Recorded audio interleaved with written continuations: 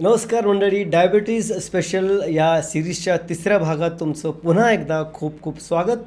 आज आपण चर्चा करणार आहोत की तुमच्या डायबिटीजमुळं तुमच्या जे ऑर्गन असतात, अवयव, त्यांना कितपत इजा होऊ शकते. आज आपल्यासोबत पुन्हा आहेत डॉक्टर सचिन यादव सर. त्यांचं आपण पुन्हा स्वागत करूया. सर, तुमचं खूप खूप स्वागत आरोग्याच्या नमस्कार, राजमार्गावर. Sponsored by doctor Hasmukh गुजर्स, heart beat care centre, दिल से दिल तक. आजचा आपला तिसरा आणि शेवटचा एपिसोड आहे डायबिटीसच्या सिरीजमध्ये. तर आज आपण मेन बघणार आहोत की ह्या डायबिटीस राक्षस जो आहे किंवा सायलेंट किलर जो आहे आपल्या बॉडीमधला, त्याच्यामुळं आपले ऑर्गन्स जे असतात ते कितपत डॅमेज होतात आणि कोणते कोणते ऑर्गन अफेक्ट होऊ शकतात. काय सांगाल याच्यावर? मधुमेह हा आम्ही सामान्य भाषेत सांगायचं झालं तर हा व्हॅस्क्युलर डिसीज म्हणजे रक्तवाहिन्यांचा आजार हा आम्ही समजला जातो. आज आपण बघितलं तर मेंदूपासून पायाच्या नसांपर्यंत रक्तवाहिन्या अत्यंत महत्त्वाच्या असतात. त्यामुळे डायबिटीज जेव्हा डिटेक्ट होतो त्यावेळेस ऑलमोस्ट 50% लोकांना रक्तवाहिन्यांचा दाह सुरू झालेला असतो. आणि हा दाह सुरू झाल्यामुळे जसे हृदयविकार होणं, हार्ट अटॅक येणं, हार्ट फेल्युअर होणं, हार्टची क्षमता कमी होणं, हे आजार आपल्याला हृदयविकारांमध्ये दिसू शकतात. तसेच रक्तवाहिन्यांचा आजार असल्यामुळे मेंदूमध्ये रक्ताच्या गुठळ्या होणे किंवा रक्तवाहिनी फुटून मेंदूमध्ये रक्तस्राव होऊन ह्या लोकांना पक्षघात किंवा स्ट्रोक होण्याची शक्यता बऱ्यापैकी असते.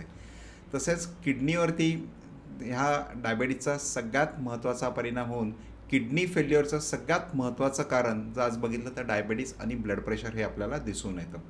आणि किडनीचा आजार जर तुम्हाला सांगायचं झालं तर किडनी लघवीमधून प्रथिनं जाणं, प्रोटीन्स जाणं, लघवीला फेस येणं, नंतर चेहऱ्याला अंगाला सूज येणं, क्रियाटिनिन वाढल्यामुळे जेवण न जाणं, उलटी मळमळ होणं, त्यानंतर क्रियाटिन खूप जास्त वाढलं तर दम लागणं, छातीत पाणी होणं, पोटात पाणी होणं आणि डायलिसिस लागणं, ह्याच्यासारखे अनेक गुंतागुंत आपल्याला दिसू शकते.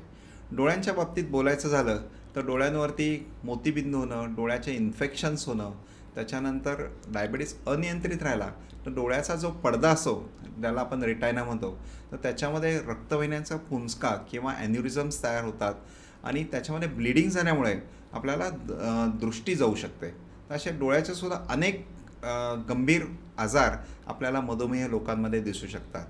पायांच्या नसांचं जर बघितलं तर पायांच्या रक्तवाहिन्यांचा प्रॉब्लेम आल्यामुळं आपल्याला चालताना पाय भरून येणं, त्याच्यानंतर पायाला गँग्रीन होणं, पायाच्या जखमा भरून न येणं, यासारखे आपल्याला आजार दिसू शकतात. तसेच नसांवरती परिणाम झाल्यामुळे हातापायांना मुंग्या येणं, त्यानंतर संवेदना गेल्यामुळे जखमा होणं, काही खिळा टोचला किंवा कुठली गोष्ट लागली तरी ते कळून न येणं आणि ती कळून न आल्यामुळे जखमा होतात. त्या जखमा डायबिटीजमुळं भरून येत नाहीत आणि अशा लोकांमध्ये मग आपल्याला बऱ्याच वेळा वेट गँग्रीन किंवा ते इन्फेक्शन खूप रॅपिडली स्प्रेड झाल्यामुळं पाय आपल्याला कट करायला लागू शकतो. म्हणजे ॲक्सिडेंटनंतर सगळ्यात महत्त्वाचं कारण पाय कापण्याचं आपण म्हटलं तर डायबिटीज हा आपल्याला किंवा मधुमेह आपल्याला सगळ्यात महत्त्वाचं कारण दिसून येतं. सर, अजून एक सेक्शुअल ऑर्गन किंवा सेक्शुअल डिझायरवर डायबिटीसचा कितपत इफेक्ट होतो? हा अत्यंत महत्त्वाचा प्रश्न आहे, कारण तो हा प्रश्न सामान्यपणे डॉक्टरही विचारत नाही आणि पेशंटही लाजेखातीर आपल्याला विचारण्यास घाबरतात. आणि हा जर बघितलं तर बऱ्याच लोकांमध्ये सगळ्यात महत्त्वाचं लक्षण असतं तर लैंगिक ताठरता न येणं, हे सगळ्यात महत्त्वाचं लक्षण असतं. आणि त्याचं कारण जर बघितलं तर मगाशी मी तुम्हाला सांगितलं की रक्तवाहिन्यांचा आजार हा आपल्याला मधुमेहांमध्ये दिसून येतं. आणि आपल्या लिंगासाठी ताठरतेसाठी सगळ्यात महत्त्वाचं असतं ते रक्तपुरवठा सुरळीत असणं, हे महत्त्वाचं असतं. डायबिटीसमध्ये रक्तपुरवठा व्यवस्थित नसल्यामुळे लिंगाला रक्तपुरवठा किंवा त्याचं एंडोथिलियल डिस्फंक्शन म्हणतो की ज्याच्यामुळे नायट्रिक ऑक्साईड तिथं कमी प्रमाणात तयार होतो आणि लैंगिक ताठरता येत नाही. आणि हा आजार फक्त पुरुषांमध्ये दिसून येत नाही, हा स्त्रियांमध्ये पण दिसून येतो की ज्यांच्यामध्ये त्यांची सेक्शुअल भावना त्यांची कमी होते आणि त्यांच्यामध्ये वारंवार युरिन इन्फेक्शन होतं, व्हजायनल इन्फेक्शन्स होतात. तसं पुरुषांमध्येही युरिन इन्फेक्शन होतं, फंगल इन्फेक्शन्स तिथे होतात आणि त्याच्यामुळे त्यांची ओव्हरऑल जी सेक्शुअल डिझायर असतं ती आपल्याला कमी झालेली दिसून येते. सर, हे सगळे आजार डायबिटीसमुळे होत राहतात, तर मग आपल्याला तपासण्या करणं गरजेचं आहे. तर ह्या तपासण्या किती फ्रिक्वेंट इंटरव्हलमध्ये आपण केली पाहिजे आणि कुठल्या कुठल्या तपासण्या नियमित केल्या पाहिजे? बरोबर. साधारण शुगर्स आम्ही म्हणतो की साधारण घरी तुम्हाला ग्लुकोमीटर असेल तर आठवड्यातून एकदा फास्टिंग पोस्ट प्रॅन्डियल ग्लुकोज करणं अत्यंत उपयोगी ठरू शकतं.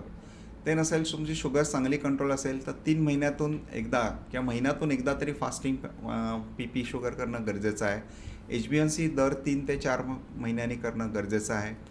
कोलेस्ट्रॉल बघण्यासाठी साधारण 6 महिन्यातून एकदा तरी कोलेस्ट्रॉलची आपण जी लिपिड प्रोफाईल म्हणतो ती टेस्ट करणं गरजेचं आहे. किडनीचा काही आजार आहे हे बघण्यासाठी युरिन रुटीन किंवा युरिनमधून प्रोटीन जातात हे बघण्यासाठी युरिन मायक्राल ही तपासणी करणं गरजेचं आहे. किडनीला काही डॅमेज झाला आहे हे बघण्यासाठी ॲटलिस्ट 6 महिन्यातून ते वर्षातून एकदा तरी सिरम क्रिएटिनिन ही तपासणी करणं गरजेचं आहे. डोळ्याच्या पडद्याला काही इजा झाली किंवा डोळ्याच्या पडद्यांमध्ये काही ॲन्युरिझम्स रक्तवाहिन्यांचे काही ॲन्युरिझम्स झाले हे बघण्यासाठी डोळ्याची पडद्याची तपासणी ही वर्षातून एकदा तरी करण्याचा गरज आहे. हृदयाचं आरोग्य तपासण्यासाठी 2D इको त्याच्यानंतर ECG आणि स्ट्रेस टेस्ट हे ॲटलिस्ट वर्षातून एकदा करणं गरजेचं आहे. तर अजून एक होतं की ह्या आजारासाठी बऱ्याच वेळेला लोकांना स्ट्रेस आहे म्हणून प्रॉब्लेम येतोय आणि प्रॉब्लेम आहे म्हणून आणखीन स्ट्रेस येतोय. बरं. तर हे स्ट्रेस मॅनेजमेंट, डिप्रेशन मॅनेजमेंट हे सगळं कितपत आणि कसं करावं एका डायबिटीस पेशंटमध्ये? स्ट्रेस मॅनेजमेंट हा एक खूप महत्त्वाचा भाग आहे. म्हणजे स्ट्रेस मॅनेजमेंट तुम्ही जर केली तर बऱ्याच वेळा तुमचं शुगर्स कंट्रोलमध्ये येतात, ब्लड प्रेशर तुमचं कंट्रोलमध्ये येतं आहे, त्यानंतर हृदयविकार होण्याची शक्यता पण बऱ्यापैकी कमी होत असते. आजकाल बघितलं तर सकाळी अगदी उठल्यापासून, मुलांचं करण्यापासून, त्याच्यानंतर ऑफिसला जाण्याचे स्ट्रेस असतो, तिथून ऑफिसला ट्रॅफिकमधून जाण्याचा एक स्ट्रेस असतो, तिथे गेल्यानंतर बॉसचा तिथे स्ट्रेस असतो, त्यानंतर घरी परत वेळेत येण्याचा तो स्ट्रेस असतो, त्यानंतर घरी आल्यानंतर कामाचं परत काही राहिलं किंवा बॉसचा काही फोन असतो, ऑफिसमधलं काही टेन्शन्स असतात, बायकोचाही स्ट्रेस असतो. तर अशा गोष्टींची मॅनेजमेंट करणं किंवा घरात एक सुसंवाद ठेवणं अत्यंत गरजेचं आहे. तुम्ही म्हणला की डिप्रेशन, तर डायबिटीज हा एक क्रॉनिक आजार आहे की अनेक वर्षांनी तो बऱ्याच लोकांमध्ये न बरा होणारा आजार असल्यामुळे लोकांमध्ये डिप्रेशन येण्याची शक्यता असते. आणि एक महत्त्वाची गोष्ट अशी की जे अँटी डिप्रेशन आपण जी औषधं वापरतो स्पेशली ॲलोपॅथीमध्ये, तर त्या अँटी डिप्रेशनमुळे सुद्धा डायबिटीज वाढायची शक्यता किंवा डायबिटीज होण्याची शक्यता असते. त्यामुळे मी आजकाल सांगतो की डायबिटीज मॅनेजमेंटसाठी होलिस्टिक अप्रोच हा अत्यंत महत्त्वाचा आहे. तुमची 7 तास तरी झोप होणं अत्यंत महत्त्वाचे. वेळेवरती झोप झाली पाहिजे, साऊंड स्लीप तुमची होणे गरजेचं आहे. त्यानंतर ताणतणाव तुमचा कमी झाला पाहिजे. वेळेची मॅनेजमेंट किंवा टाईम मॅनेजमेंट ही अत्यंत महत्त्वाची आपण म्हणतो ती केली पाहिजे. म्हणजे जसं आरोग्य म्हणजे आहार विहार, त्याच्यानंतर औषधं उपचार आणि मानसिक आरोग्य ह्या सगळ्याची काळजी आपण डायबिटीज मॅनेजमेंटसाठी घेणं अत्यंत गरजेचं आहे. म्हणजे मी सांगेल की फक्त त्रिसूत्री न ठेवता व्यायाम, त्याच्यानंतर डाएट, औषधं आणि त्याच्यावर तुमचं मानसिक आरोग्यसुद्धा ठेवणं अत्यंत गरजेचं. तर हे 4 पिलर्स डायबिटीजच्या मॅनेजमेंटसाठी अत्यंत महत्त्वाचे आहेत.